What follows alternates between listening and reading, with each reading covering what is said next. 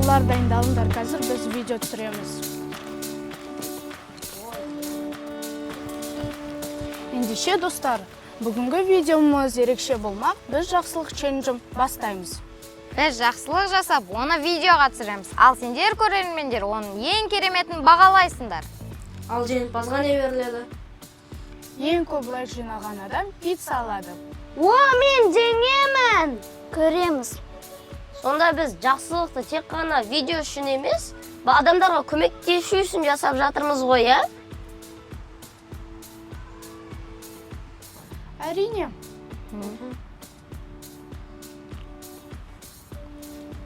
Біз көшені таза ұстау керектігін көрсету үшін қоқыс жинау челленджін бастаймыз. Ал жүріңдер, кеттік.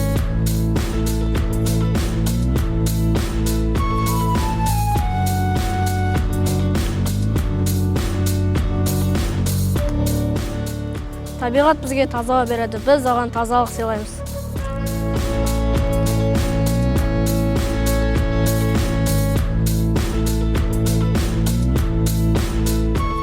Егер де барлық адам осылай жасайтын болса, біздің қала тап-таза болады.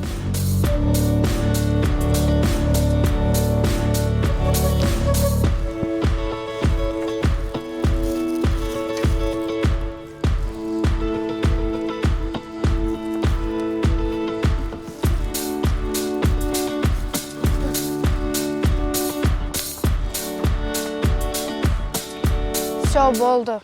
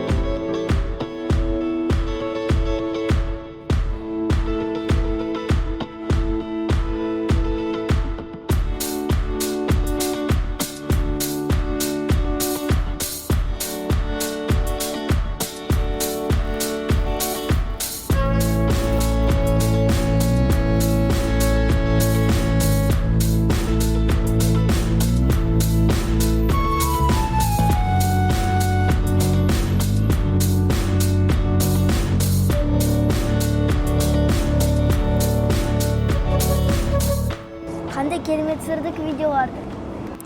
Лайктар ағылады енді. Енді біз трендте боламыз. Біз енді осылайна видео түсіріп жүре береміз ба?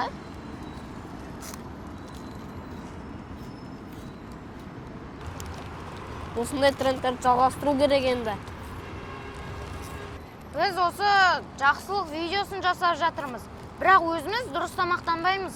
Ой, басталды. Қайтадан дұрыс тамақтан лекция істеп кетесің ба? Шыны керек, я. Біз жақсылық видеосын жасап жатырмыз. Бірақ өзіміз дұрыс тамақтанбаймыз. Қазір сабыздан брокколи жек деп айтады шығарсың. Қой, кеттік. Кетейік.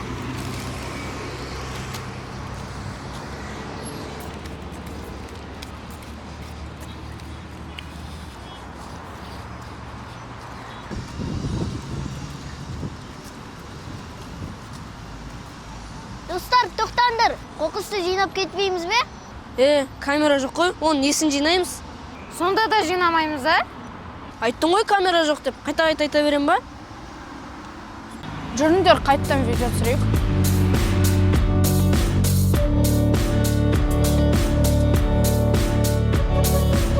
Бізге тағы бір жақсылық видеосы керек, не түсіреміз? Біреуге көмектесу керек шығар. Ана апаны қараңдар. Соған көмектесейік. Нау нағыз контент қой. Онда мен сені түсірейін. Жақсылық жасау әр адамның міндеті. Қазір біз әжеге заттарын тасып, үйіне дейін жеткізіп тастайық. Ендеше не тұрмыз? Кеттік, әжеге көмектесейік.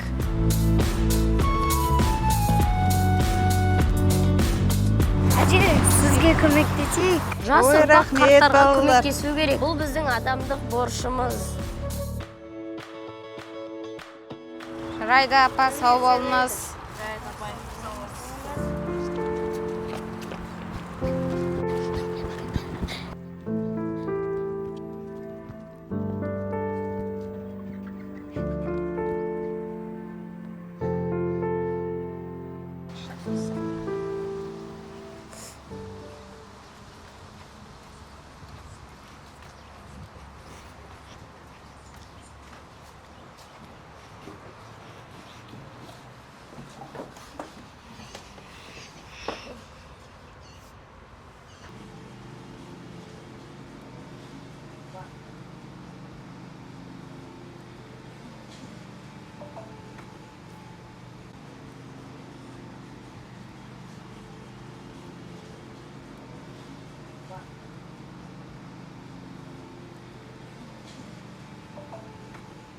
Жаңағы монтажды көрейік. Мына жерін қиып тастайық. Әженің рахмет айтқаны көп болып кетті. Дұрыс, қысқа болсын.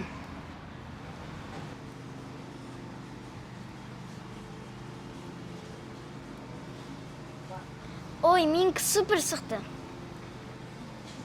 Мен түрін маңдай оқып қалыпты. Бірақ жарайды, ең басты лайк жинаймыз ғой.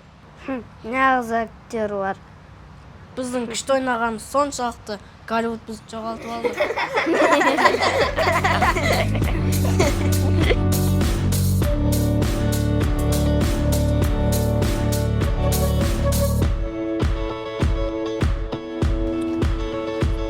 Қызық, біз сонда видео үшін жасаған жақсылық ол шын жақсылық болып санала ма?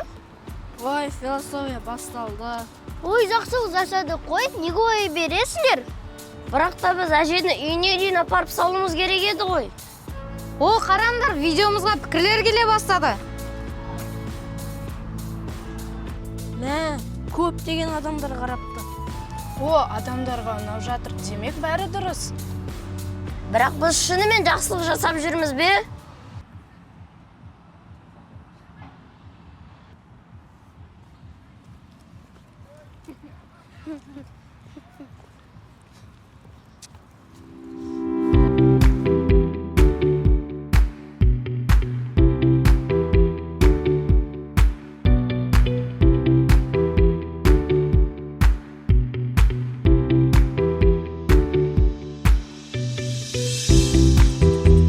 Бүгін біз достарға көмек челленджін жасап жатырмыз. Достарға көмектесу ең маңызды нәрсе. Қазір қалай екен көрсетеміз. Тоқта, әкел телефонымды. Телефонымды. Ал сен не айтасың, Раяна? Қымбатты көрермендер, біз бейбарсыз телефонға тәуелділіктен құтқармақшымыз.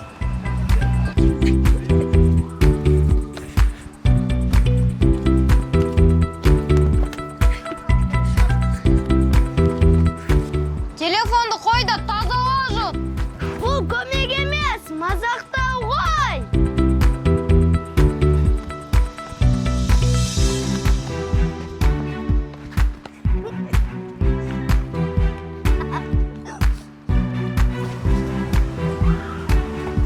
Қалай шықты? Күшті шықты. О, ана қашырген қарашы.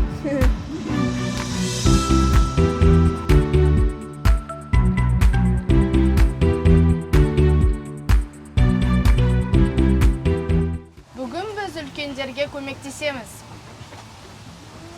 Сіз сасап тұрыс ба? Жоқ, тұра беріңдер. Жоқ, өтіңіз, біздің уақытымыз бар. Рахмет сендерге, сендер өте тәртіпті екенсіңдер. Рахмет.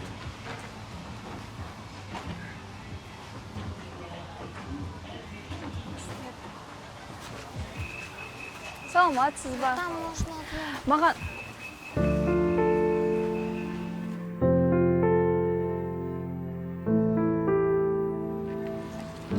Қыздар күте тұрыңдар. Не болды, ағай? Қазір. Ей, балалар, мұнда келіңдер.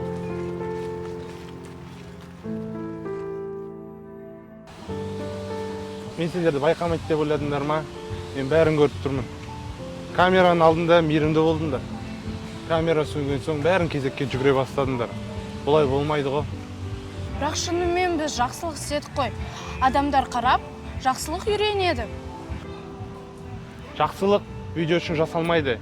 Егер шын ниетің болмаса, ол жай ғана қойылым. Я, сіздікі дұрыс. Кесіріңіз ағай. Сау болыңыз ағай.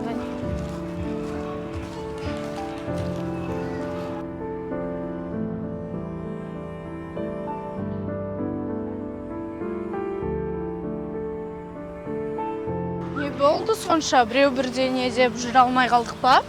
Я не ғой, шын айтқанда бір түрлі болып қалды. Қоя салшы, біз бәрі жақсы нәрсе істедік, видео шықты, адамдарға ұнады. Бәрі осыған байланысты емес пе? Бірақ ол кісі дұрыс айтты ғой, біз видео үшін ғана жасадық. Енді мүлдем видео түсірмейміз бе? Мәселе видеода емес. Біз шын мәнінде сондай емеспіз.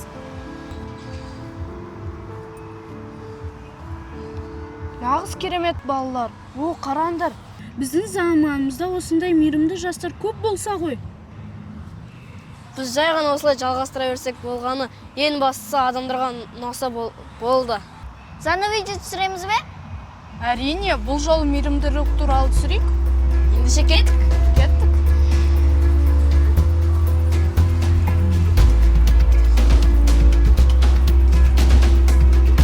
Бүгін біз адамдарға қуаныш сыйлаймыз.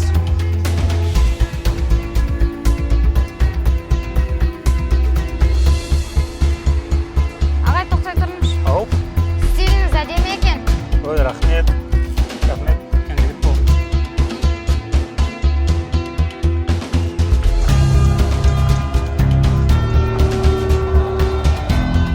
Сәлеметсіз. Саламатсызбы?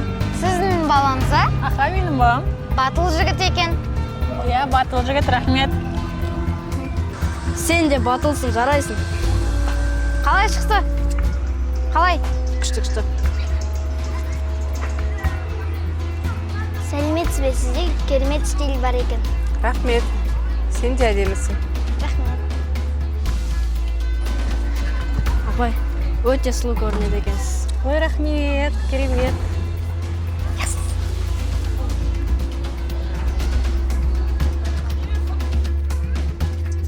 Ағай, прическаңыз күшті екен. А? Рахмет.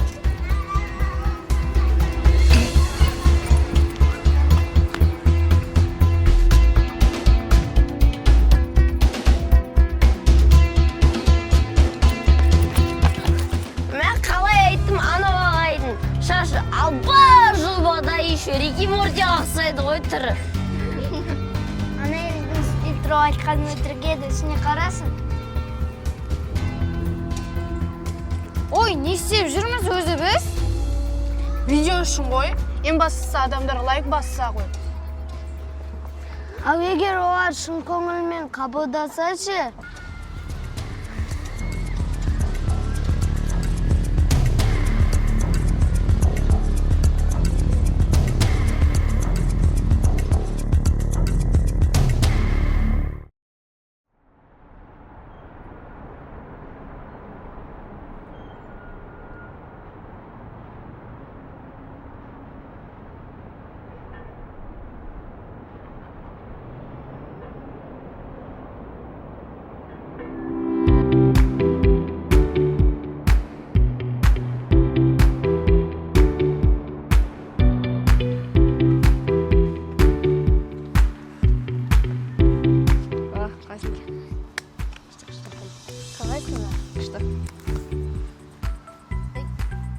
Кешегі ағай бар емес пе? Мен шашыңыз күшті деген ше. Сол басында шаш бар емес пе? Алба-жұлба ғой. Оған қойыңдар. Мен кеше бір апайға барып, өте сұлу екенсіз деген ғой. Дым боянамайды екен. О, міне өздері келе жатыр. Как раз сендерді күтіп отыр едік. Келіңдер. Келіңдер.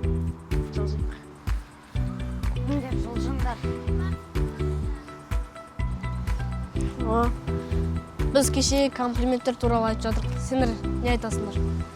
Мен кеше видео түсірдім комплимент туралы. Ана елдің стиль туралы айтқаным өтірік еді, үстіне қарасын, бірақ мен оған да комплимент айттым. Сендер шынымен осындайсыңдар ма?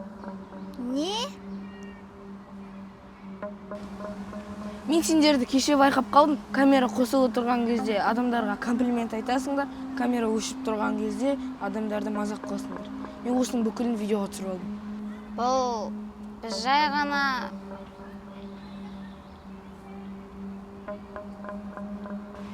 Мен сендердің видеоларын жақсы көретін едім, шын мейірімді деп ойлайтын едім. Ал сендер, оказывается, өтірікшісіңдер. Қараңдар қандай адамдар екен. Тыңдашы біз. Жоқ! Бүкілі көрсін сендер қандай екендеріңді.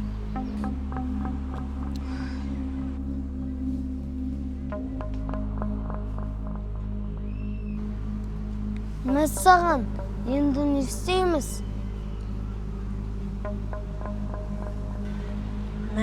Мынаған қараңдар. Уже салып үлгеріпті ғой.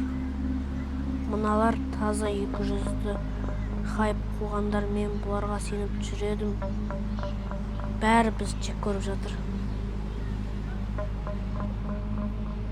Бұл Данияр деген кім өзді? Неге осынша шу жасап жатыр? Себебі ол шындықты айтты. Енді бүліндем видео түсірмейміз бе? Біз не істейміз енді? Видеоның астына жаңа видео шығармай қойыңдар деп жазып жатыр. Бірнеше күннен кейін ұмыт қалады шығар. ал ұмытпаса ше. Егер бізге ешкім сенбесе, біздің канал бітті ғой.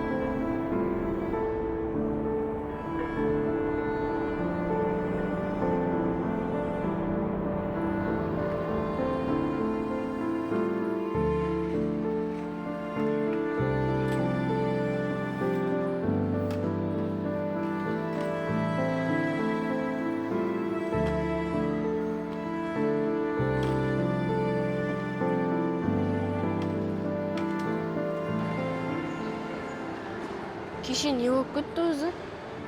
Кеше Даниярдың видеосы тарап кетті. Комментарийлерді оқыдыңдар ма? Бәрі біз өтірікшілер, 200-лер деп жатыр. Біз енді біттік. Енді ше, олар дұрыс айтты ғой. Не? Ойланып қараңдаршы, біз расымен сондай болдық қой. Бірақ біз жай ғана тренд түсірдік, бәрі осылай істейді. Бірақ барлығы дұрыс істейді деген сөз емес. Мүмкін каналды өшірерміз? Әлде жаңа аккаунт ашамыз ба? Жоқ бар. Біз өзгеруіміз керек. Қалай өзгересің? Білмеймін. Бірақ қазір ештеңе түсірмей-ақ қояйықшы. Тек өзіміз үшін бір нәрсе жасайық. Мүмкін шынымен біреуге көмектесеміз бе? Бірақ камерасыз ба?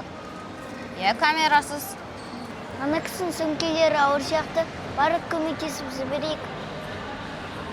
Бұрын біз тек видео үшін ғана көмектесетінбіз. Енді жай ғана көмектесеміз. Апа, сізге көмек керек па, көмектесейікші? Ой, не деген жақсы балалар бұлар. Бақытты болыңдар, аман болыңдар. Рахмет сіздерге.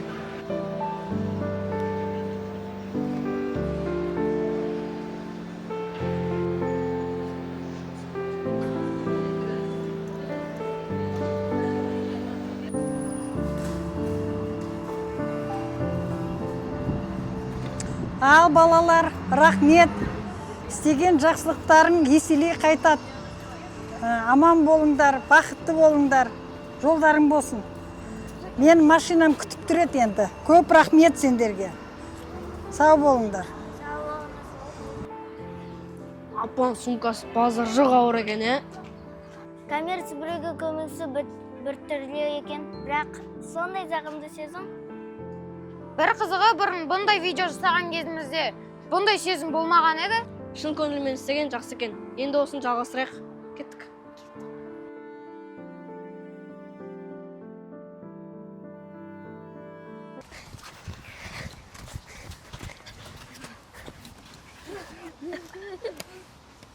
Мә, жақсылық жасау сондай күшті екен. Мә, Данияр келе жатыр.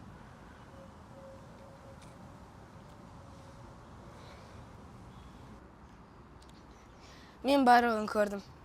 Нені? Сендердің жасаған жақсылықтарыңды және оны видеоға түсіріп алдым. Біз енді лайк үшін істеп жатқан жоқпыз. Білемін, мен соны интернетке саламын енді. Бірақ та ол лайк үшін емес, сендердің жақсарғандарыңды көрсету үшін. Қазір сендердің жақсы видеоларыңды пост жасаймын. Нағыз жақсылық камера жоқ кезде жасалатын іс. Бұрын олар тек лайк үшін жасайтын, ал қазір өздері. Нағыз жақсылық іштен шығады. Все, салдым. Осы жақсыны қалдырам, бұрынғысын өшіріп тастаймын. Жақсы, сау болыңдар. Сәттілік. Мен кеттім. Сау бол. О, қараңдар. Адамдар біз туралы жақсы пікір жазып жатыр. Бірақ біз үшін маңыздысы бұл емес. Иә, себебі біз енді шынымен жақсылық сезіндік. Бұрын біз жақсылықты тек лайктар үшін жасайтын сияқтымыз. Енді түсінікті. Шын жақсылық ол адам жүрегінен шығады. Ол видеоның алдында емес, ешкім қарамай тұрған кезде жасалатын іс. Яғни бұл тәжірибеден үйренгеніміз, біздің жақсылығымыз өзімізге жақсылық болып қайтады. Ал жамандығымыз бізге жамандық болып қайтады. Кәне, жақсылықты жасауды көбейтейік.